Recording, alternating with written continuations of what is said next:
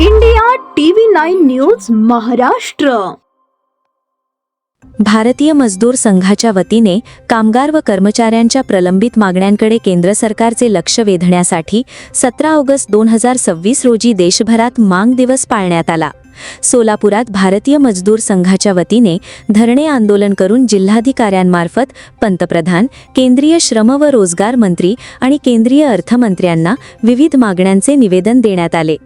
EPS 95 अंतर्गत किमान pension 7,500 रुपये करावी, OPS पुन्हा लागू करावी, समान कामाला समान वेतन द्यावे, किमान वेतन व योजनांमधील कर्मचाऱ्यांचे मानधन वाढवावे, तसेच ग्रॅज्युइटीची गणना 30 दिवसांच्या वेतनानुसार करावी, अशा प्रमुख मागण्या करण्यात आल्या.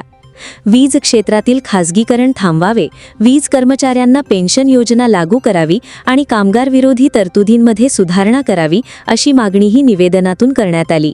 केंद्र सरकारने कामगार प्रतिनिधींशी चर्चा करून या मागण्यांवर तातडीने आणि वेळबद्ध निर्णय घ्यावा, अशी मागणी भारतीय मजदूर संघाने केली.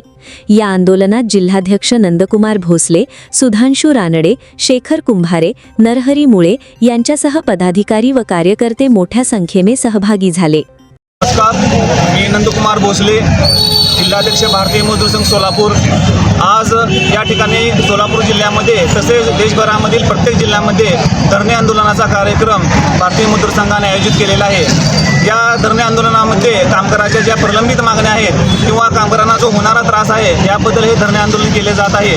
प्रामुख्याने जर पाहता केंद्र शासनासोबत वारंवार आमच्या वरिष्ठ पदाधिकाऱ्यांनी तोंडी चर्चा केली, प्रत्यक्षात मंत्रालयीन स्तरावरती बैठका देखील घेतल्या, परंतु नाविलाजास्तव आम्हाला हे धरणे आंदोलन केंद्र शासनाच्या नाकर्तेपणामुळे आम्हाला करावं लागलेलं आहे. त्यामुळे या धरणे आंदोलनाचा एक भाग म्हणून आमच्या सरकारकडे या काही मागण्या आहेत, जसे की EPF आहे, PF ESIC आहे, त्याच्यामध्ये ग्रॅज्युइटीचा विषय आहे, किमान वेतनाची जी अंमलबजावणी होत नाही ती केली पाहिजे, त्यानंतर ग्रॅज्युइटीचा विषय आहे, वीज कंत्राटी कामगारांचा प्रलंबित विषय आहे. अशा काही ज्या अनेक मागण्या आहेत त्यामध्ये आपण पाहिलं तर बँक कर्मचाऱ्यांसाठी 5 दिवसाचा आठवडा हा गेले अनेक वर्ष आपण सातत्याने त्याची मागणी करत आहोत, परंतु याची दखल केंद्र शासन आणि राज्य शासन कुठेही प्रकारे घेतलेली दिसत नाही.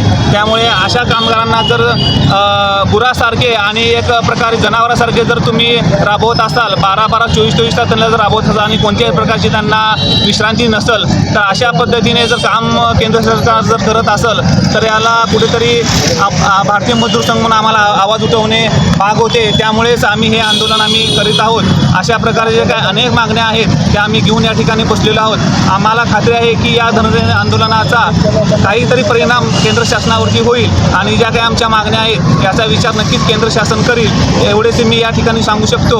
आणि जर या मागण्याचा जर भविष्यामध्ये जर केंद्र शासनाने आणि राज्य शासनाने जर विचार जर नाही केला तर यापुढे देखील आम्हाला नाविलाजास्तव उग्र आंदोलन करावं लागेल, याची देखील नोंद माननीय कलेक्टर साहेब, माननीय प्रशासन आणि जे काही प्रशासनातले प्रमुख लोक आहेत त्यांनी नक्कीच घ्यावी, एवढेच या मी ठिकाणी सांगू शकतो. धन्यवाद.